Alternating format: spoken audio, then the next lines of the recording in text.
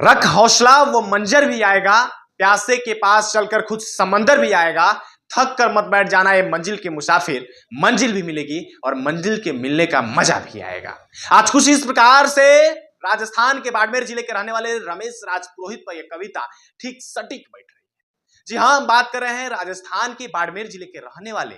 रमेश राजपुरोहित की, जिन्होंने 59 बार प्रतियोगी परीक्षाओं में फेल होने के बाद भी हार नहीं माना और उन्होंने कहा कि असफलता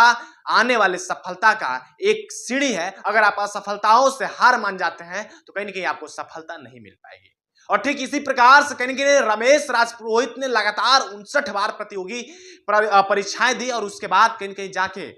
60वीं बार तहसीलदार में चयनित हुए। राजस्थान प्रशासनिक व्यवस्था में चयनित होने के बाद कहीं ना कहीं पूरे गांव में उनका उत्साह और हर्षोल्लास के साथ स्वागत किया गया। लेकिन वही बात करते चले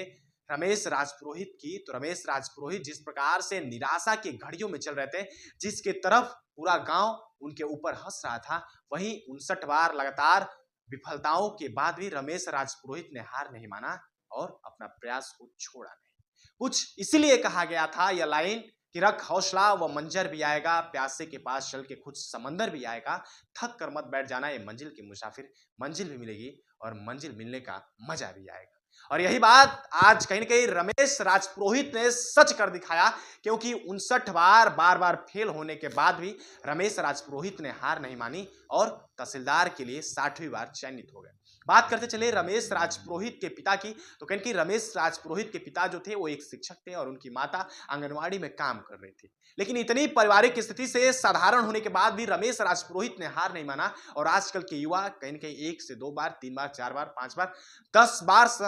प्रयास करते हैं और जब सफलता हाथ नहीं लगती है तो कहीं ना कहीं वो तमाम कार्यों को छोड़ के किसी और दिशा में बढ़ जाते हैं। वहीं कहीं कहीं आज के युवाओं के लिए रमेश राजपुरोहित आदर्श और चर्चा का विषय बने हुए, उनके लिए शीर्ष नेतृत्व बने हुए हैं कि देखिए किस प्रकार से 59 बार फेल होने के बाद भी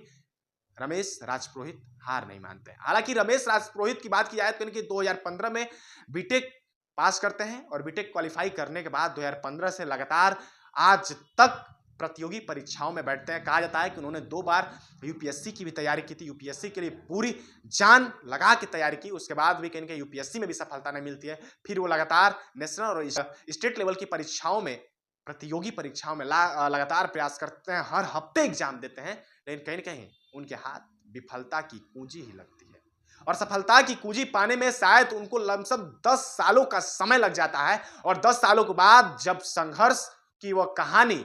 उनको सफलता का फल देती है तो आज पूरे देश में चर्चा का कहीं कहीं रमेश राजपुरोहित विषय बन जाते हैं। और यह युवाओं के लिए आज प्रेरणादायक एक कहानी बन जाती है कि किस प्रकार से रमेश राजपुरोहित ने 59 बार विफल होने के बाद भी लगातार अपने संघर्ष को 10 सालों तक जारी रखा और कहीं कहीं आज जाके रमेश राजपुरोहित के हाथों सफलता का वो फल लगता है, जिसको खा के आज पूरा उनका परिवार, पूरा गांव उनकी विषय और उनके काम और उनकी सराहनीय प्रयास की चर्चा कर रहा है। और रमेश राजपुरोहित कहीं आज राजस्थान में चर्चा का विषय नहीं बने हुए, रमेश राजपुरोहित आज पूरे देश में चर्चा का विषय बने हुए हैं कि किस प्रकार से रमेश राजपुरोहित राजस्थान के बाड़मेर जिले के एक छोटे से गांव में रहने वाला लड़का, उसके अंदर की आत्मनिर्भरता, उसके अंदर के दृढ़ संकल्प करने की क्षमता कितनी अधिक थी कि बार बार असफलताओं के बाद भी सफलता को जारी रखा और कहीं कहीं आज उसके हाथों तहसीलदार की, स्टेट लेवल की सरकारी व्यवस्था का, सरकारी नौकरी की हासिल होती है और उसके बाद पूरे देश में चर्चा का विषय बन जाता है। बाकी किस प्रकार से रमेश राजपुरोहित के बारे में आप लोग क्या सोचते हैं